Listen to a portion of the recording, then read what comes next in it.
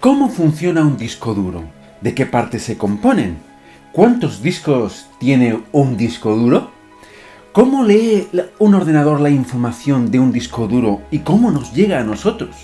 Y, sobre todo, ¿para qué sirve de fragmentar un disco duro? Pues si quieres saber todo esto y más, acompáñame.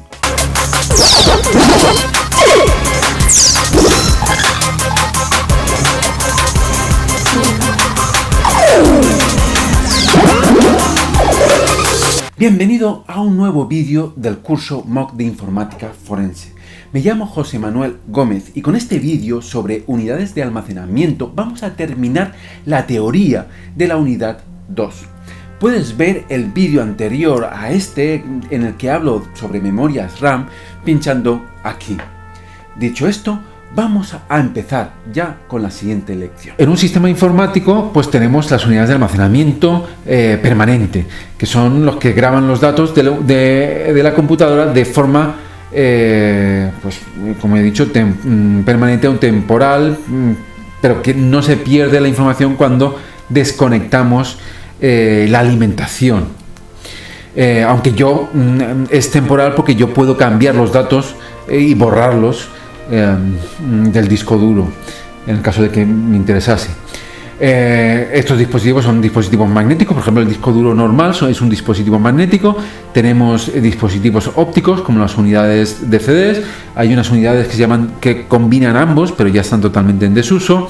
Y después tenemos unidades de estado sólido, que son las nuevas unidades SSD, que son mucho más rápidas.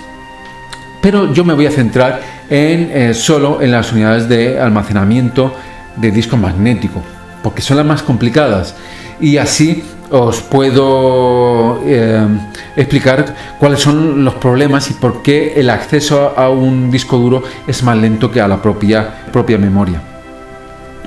Un disco duro magnético pues tiene unos discos, un eje, un cabezal, un brazo actuador o el eje del actuador, los conectores de energía, unos jumpers, que eso sí que son importantes, que os explicaré, sobre todo en las versiones antiguas, y un conector IDE, que en las versiones que los ordenadores o los discos duros antiguos eran más ancho y ahora se ha vuelto más pequeño. Y después tenemos el actuador, que es el mecanismo que lo que hace es girar el brazo, con lo cual mueves el cabezal por el disco. Estas son las partes que, como ya he dicho, que el actuador es el encargado de mover el brazo del actuador. El brazo del actuador comunica el cabezal con el actuador y pueden haber varios, bueno, dependiendo el número de discos que tenga, porque yo puedo tener varios discos, con lo cual la capacidad del disco duro se va duplicando por cada discos que yo meto. El cabezal, que es el que se encarga de leer los datos. El conector de energía es el que alimentamos el disco duro y permite que giren los discos y que se mueva el actuador. El conector IDE es el que utiliza para transmitir la información entre el ordenador y el disco duro. Después tendríamos los discos, que es donde físicamente se almacena la información de forma magnética. Y el eje de rotación del disco, que hace girar a un montón de revoluciones por minuto. Y el eje del actuador. El eje del actuador es el que permite que el cabezal pues se mueva para más hacia adentro o más hacia afuera del disco. Y los jumpers se utilizan para configurar la configuración del disco. Ya en los discos duros modernos esto ya no se utiliza porque se utiliza otro tipo de cable. Aquí podemos ver pues un ejemplo de un disco duro con dos discos, en el cual el eje hay tres lectores, porque los discos se pueden almacenar la información por la parte de arriba y por la parte de abajo. Entonces podemos ver que tenemos tres ejes, pero tenemos cuatro lectores de información, cuatro sensores.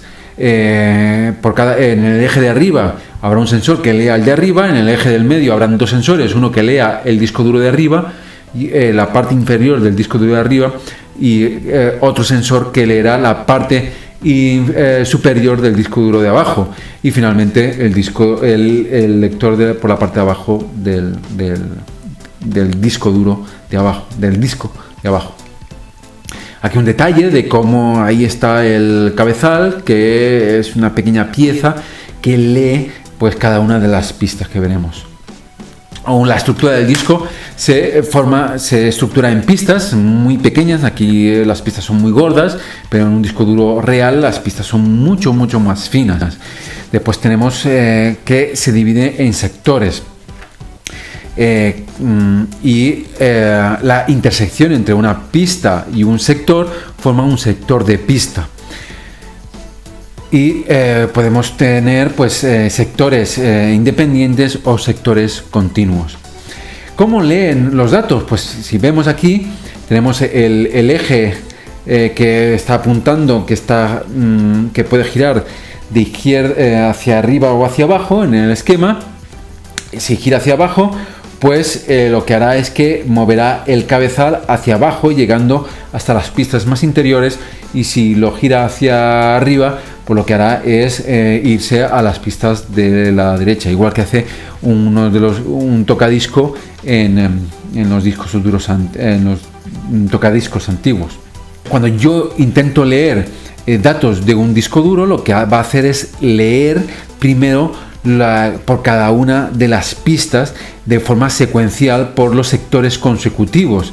Por lo tanto, primero lee lo amarillo, después lee lo azul, después lee lo verde, ¿vale? Si yo quiero, mientras el disco continuamente está girando, si yo quiero ponerme en una posición en un archivo concreto, pues tendré que girar el eje hacia la pista donde se encuentra ese archivo y esperar a que por el giro del disco, esperar a que el sector pase por el cabezal.